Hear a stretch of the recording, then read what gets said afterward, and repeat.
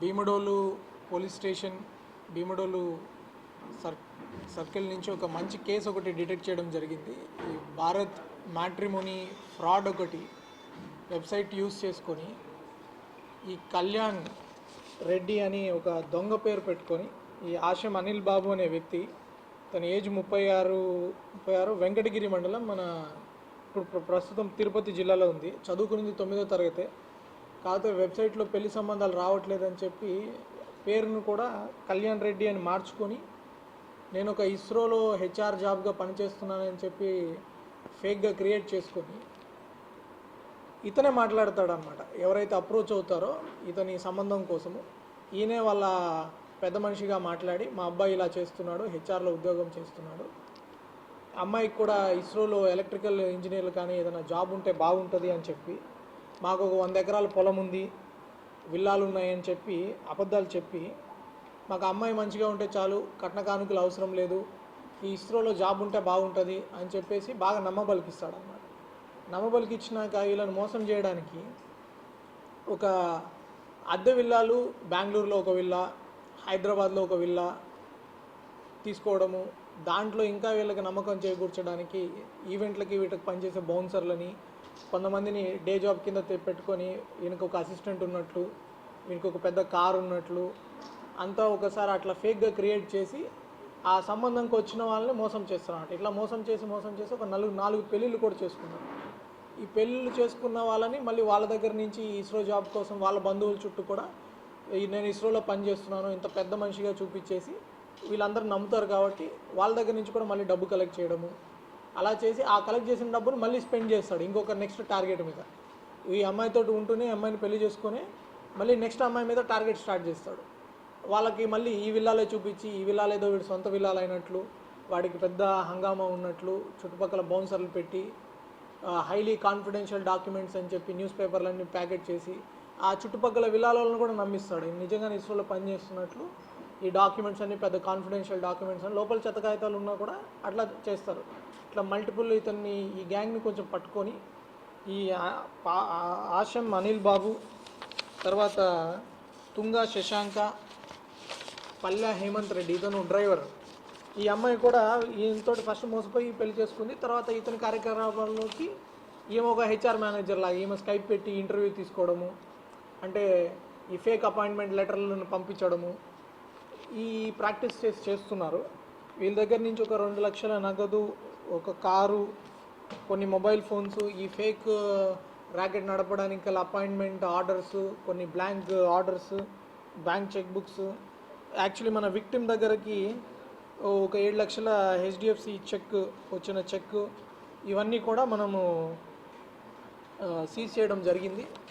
వీటన్నిటి ద్వారా కూడా ప్రజలకి, ముఖ్యంగా ఏలూరు ప్రజలకు చెప్పదలుచుకుంది ఏమంటే, ఈ మోసగాళ్ళు రకరకాల అవతారాలు ఎత్తుతున్నారు. మిమ్మల్ని నమ్మబలికించడానికి వాళ్ళు నిజంగా కూడా కొన్ని విల్లాలు అద్దెకి తీసుకోవడం కావచ్చు, కారులో షో కొట్టడం కావచ్చు, ఇంకొక పక్కన వాళ్ళ డబ్బా కొట్టడానికి ఇంకో కొంతమంది వ్యక్తుల్ని హైర్ చేసుకోవడం కావచ్చు, ఇలా రకరకాల పన్నాగాలు పన్నుతున్నారు. ఆ పన్నాగాల బారిన పడొద్దు, ఆ అత్యాశకు పోవద్దు.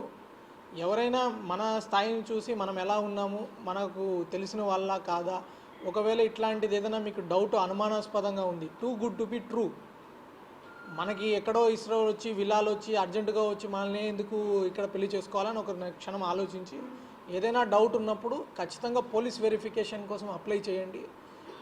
ఇతని మీద ఇంతకుముందు కూడా ఒక కేసు ఉంది.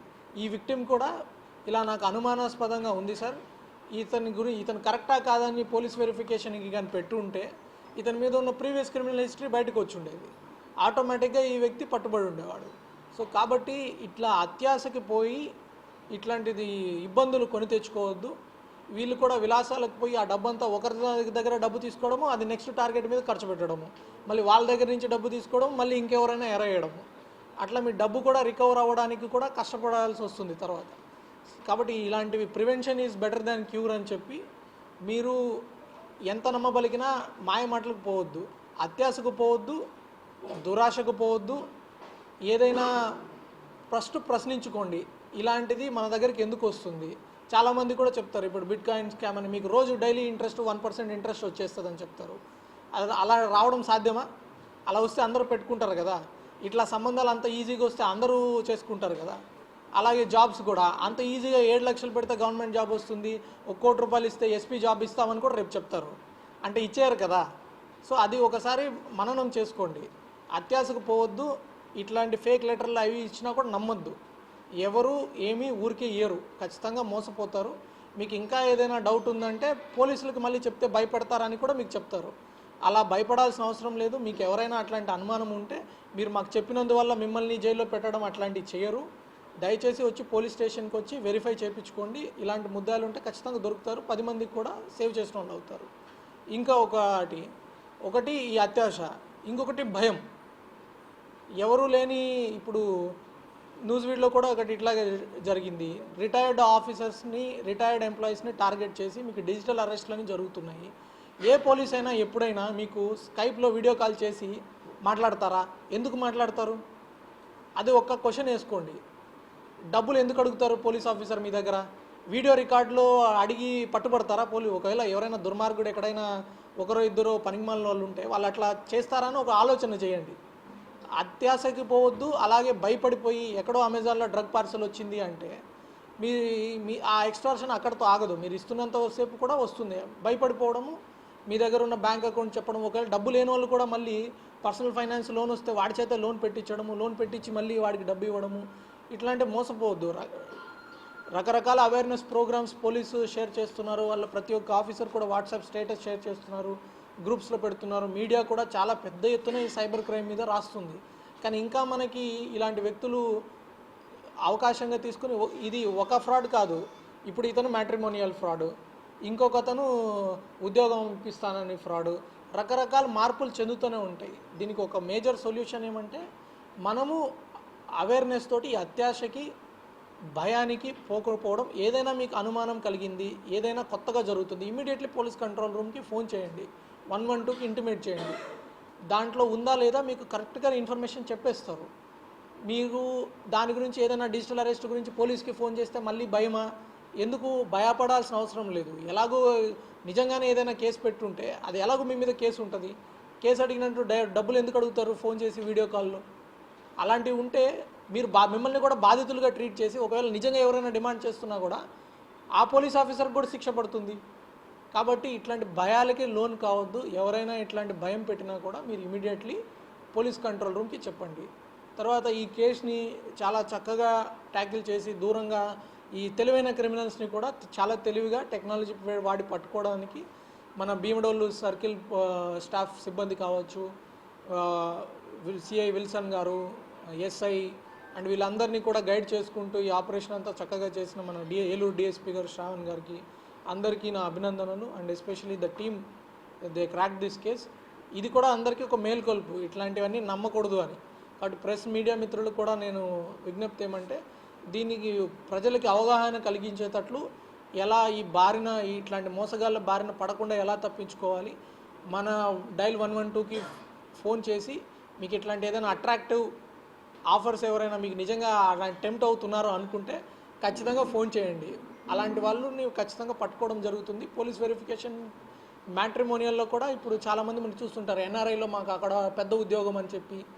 ఇప్పుడు ఏఐ వచ్చినాక ఏం చేస్తారు, మీరు ముందు మాట్లాడుతుంటే వెనక ఇంద్రభవనం కూడా చూపించవచ్చు. వైట్ హౌస్లో కూర్చొని మాట్లాడుతున్నట్లు కూడా ఇప్పుడు ఏఐలో క్రియేట్ చేసుకోవచ్చు.